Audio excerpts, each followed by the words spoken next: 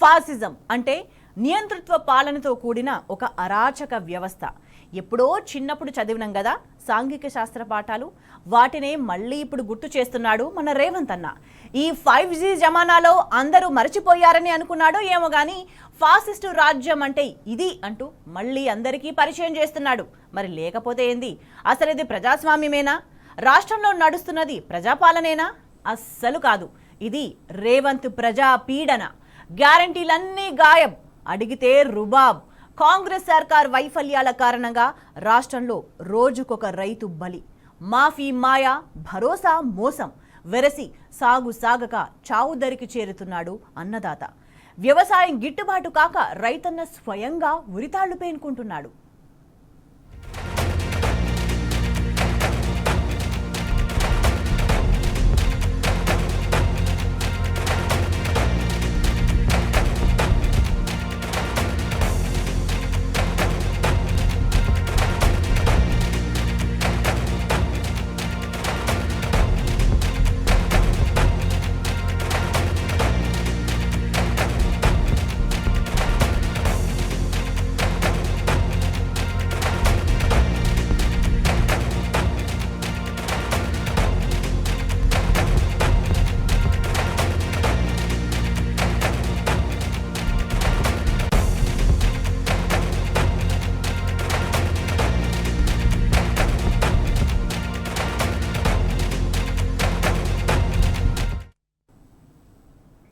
ఒక్క రైతులేనా?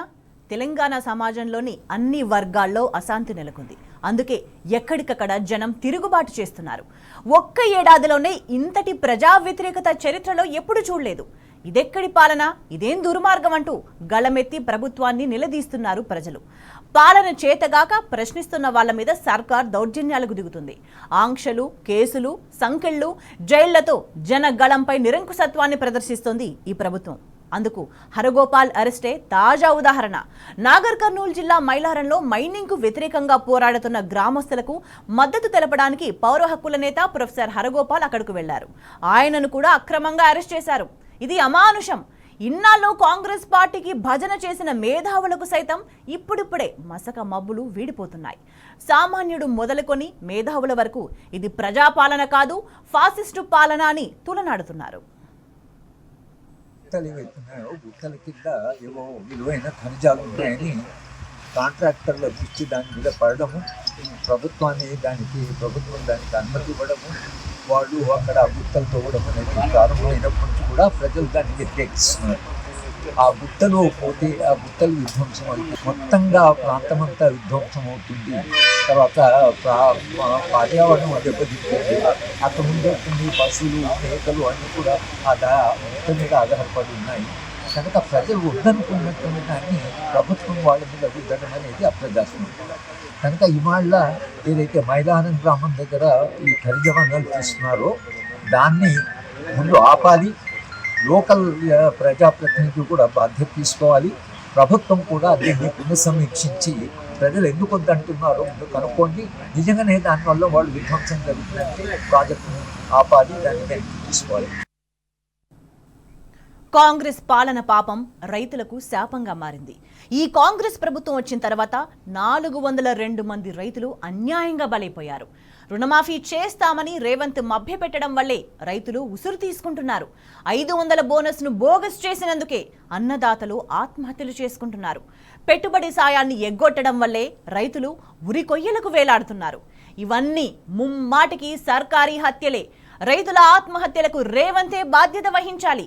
రాష్ట్రంలో రైతుల మరణ మృదంగం కొనసాగుతున్నా ముఖ్యమంత్రికి పట్టింపు లేదు, మంత్రులు పట్టించుకోరు. రోజుకో రైతు బలవన్మరణం అత్యంత విషాదకరం. దేశానికి అన్నం పెట్టే రైతన్న ఎందుకు ఉసురు తీసుకుంటున్నాడో రేవంత్ సమాధానం చెప్పాలి.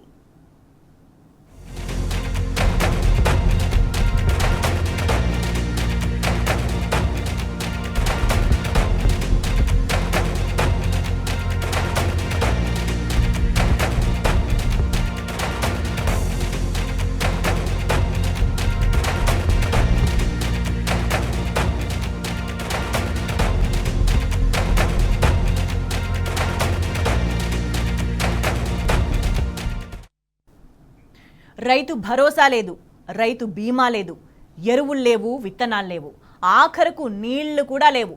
కాంగ్రెస్ పాలకుల పుణ్యమాని రైతులకు మళ్లీ సాగునీటి కరువు వచ్చింది. ట్యాంకర్లు తెప్పించుకొని పొలాలు తడుపుకునే దుస్థితి దాపురించింది. నీళ్ళివ్వండి మహాప్రభు అంటూ సూర్యాపేట జిల్లా రైతులు వేడుకుంటున్నారు. అరవపల్లి మండలం కొమ్మాల, నాగారం మండలం లక్ష్మాపురం గ్రామాల్లో రైతులు నిన్నటి నుంచి పెద్ద ఎత్తున ధర్నాలు చేస్తున్నారు. ఎస్ఆర్ఎస్పీ కాలువల్లోకి దిగి నిరసన తెలుపుతున్నారు. అయినప్పటికీ ఈ ప్రభుత్వానికి చలనం లేదు. జిల్లా మంత్రి ఉత్తమ్ ఉలకడు పలకడు. ఎమ్మెల్యే సావే సంగతి అంతే సరిసరి. వెంటనే తమను ఆదుకోవాలని రైతులు కోరుతున్నా చెవి మీద పేను పారినట్టే ఉంది ఈ పాపిష్టి ప్రభుత్వానికి.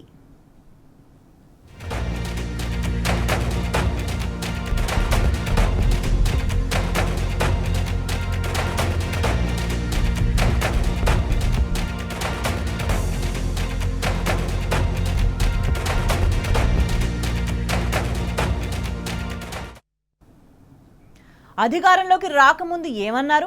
వచ్చేవన్నీ మంచి రోజులేనని ఊదరగొట్టారు. అద్భుతాలు జరిగిపోతాయని మభ్యపెట్టారు. ప్రజాపాలన దరఖాస్తులన్నారు. చివరకు వాటిని రోడ్డు పాలు చేశారు. అంతటితో ఆగారా? మళ్ళీ ఏదో సర్వే అన్నారు. జనం చీవాట్లు పెడుతున్నా ఇల్లిల్లు తిరిగి వివరాలు పట్టుకుపోయారు. అభయహస్తం మేనిఫెస్టోలో అర్హులందరికీ రేషన్ కార్డులు ఇస్తామన్నారు. ఇప్పుడేమో అందరికీ కాదు అంటున్నారు.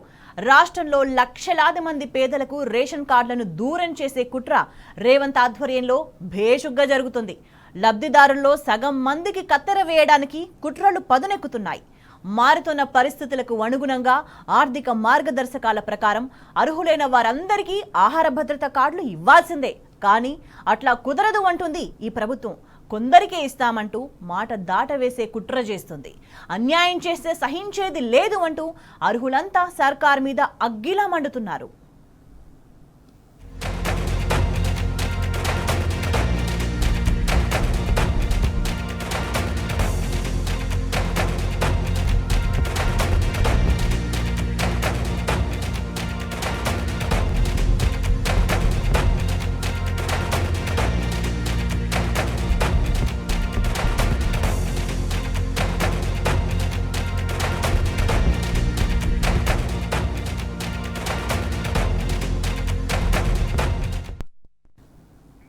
ఇక ఇంకొక డ్రామా ఇందిరమ్మ ఇండ్లు.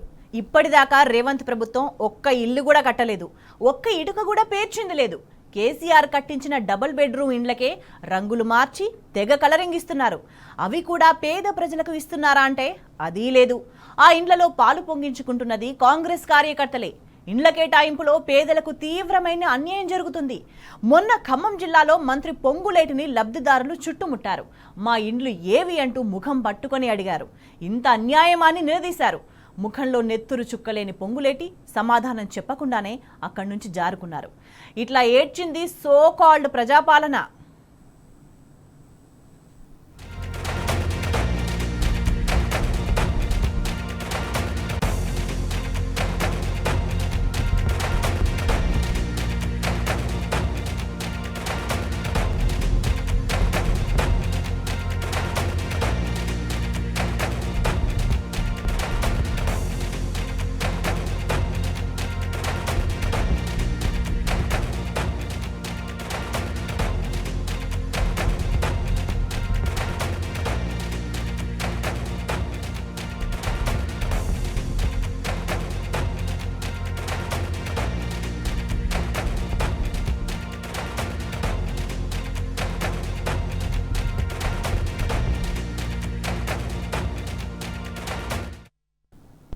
ఇది ప్రజాస్వామ్యం. ఎవరైనా నిరసన తెలుపుకోవచ్చు, ఎవరైనా దీక్షలు చేసుకోవచ్చు. ఇంకా చాలా చాలా చెప్పిండు రేవంత్. కానీ ఇప్పుడు చేస్తుందేంది? ఆంక్షలు, అణిచివేతలు. రేపు నల్గొండలో బీఆర్ఎస్ పార్టీ తలపెట్టిన రైతు మహాధర్నాకు ప్రభుత్వం అనుమతి ఇవ్వలేదు. పండగ సమయం కాబట్టి రోడ్లు రద్దీగా ఉంటాయి అని పోలీసులు సాకులు చెప్తున్నారు. కానీ అసలు కారణం వేరే ఉంది. మొన్న చేవెలలో గులాబీ పార్టీ రైతు గర్జన చూసి రేవంత్ శిబిరం కింద భారీ భూకంపం పుట్టింది. ఆ ప్రకంపనలు ఇంకా కాంగ్రెస్ పార్టీని షేక్ చేస్తూనే ఉన్నాయి. అందుకే నల్గొండ మహాధర్నాకు పర్మిషన్ ఇవ్వకుండా నాటకాలు ఆడుతున్నారంటూ మండిపడ్డారు జగదీష్ రెడ్డి. దానికి కూడా మేము ఆలోచన చేసి 20 కూడా కాకుండా 21వ తారీఖు పెట్టుకుంటున్నామని ఆ రోజు చెప్పినాం. ఆ రకంగా జిల్లా యంత్రాంగం కూడా సిద్ధమైనారని మేము భావించినాం. కానీ ఇవాళ రాత్రి మరి ఏ ఒత్తిడి వచ్చిందో, ఎక్కడి నుంచి ఒత్తిడి వచ్చిందో పొద్దున్నే చేతులు ఎత్తేసి మేము ఇవ్వలేకపోతున్నాం, మాకు ఈ కారణం ఆ కారణం అని చెప్పి వంకలు పెట్టి రిజెక్ట్ చేస్తూ లెటర్ ఇచ్చినారు. సరే, మాకు అర్థమైపోయింది ఇది ఎవరి ఒత్తిడి వల్ల వచ్చింది ఏంది అనేది. సరే, మేము దాన్ని న్యాయపరంగా చట్టపరంగానే మేము పోదామని చెప్పి ఈరోజు హైకోర్టులో కూడా మూవ్ చేసినాం. రైతులు ఎవరిని ఉరికించి కొడతారు? వెంకటరెడ్డి నువ్వు కనుక ఇవ్వాలా, ఒక్కసారి పోలీసుల్ని మీ యంత్రాంగాన్ని పక్కన పెట్టి ఎక్కడికైనా పోయి ఉమ్మడి నల్గొండ జిల్లాలో పోతావా, నీ నల్గొండ నియోజకవర్గంలో ఏదైనా గ్రామానికి పోతావా, ఒక్కసారి రైతులతో మాట్లాడి మళ్ళీ వెనక్కిరా, నీ బట్టలు యాజ్ ఇట్ ఈజ్గా ఉంటాయని చూద్దాం. మీరు చేసిన చెత్త పనులకు, మీరు చేసిన చెత్త వాగ్దానాలకు, జిల్లాలో నువ్వు చేస్తున్న మోసానికి, నువ్వు చేస్తున్న ద్రోహానికి రైతాంగం ఎదురు చూస్తున్నారు. ఎప్పుడు అవకాశం దొరుకుతుందా వాళ్ళ చేతులకు చెప్పులకు పని చెప్దామా, నువ్వు ఎప్పుడు దొరుకుతావా అని చూస్తున్నారు. ప్రజాపాలన, ప్రజాస్వామ్య పునరుద్ధరణ అంటూ గప్పాలు కొట్టిండ్రు. పౌర హక్కులు మా 7వ గ్యారంటీ అని చిలక పలుకులు పలికిండ్రు. కానీ ఇప్పుడు ప్రశ్నించే గొంతులను అన్యాయంగా నొక్కేస్తున్నారు. ఇదేనా మీరు చెప్పిన ప్రజాపాలన మిస్టర్ రేవంత్? ఇందిరమ్మ రాజ్యం అని చెప్పిన తమరు కంచెలు, ఆంక్షలు, అరెస్టులతో నాటి ఎమర్జెన్సీ పాలనను గుర్తు చేస్తున్నారు. ముఖ్యమంత్రి సొంత జిల్లాలోనే ఇంత దారుణ పరిస్థితులుంటే ఇంకా రాష్ట్ర వ్యాప్తంగా అరాచకం ఎట్లా ఉందో ప్రత్యేకంగా చెప్పాలనా?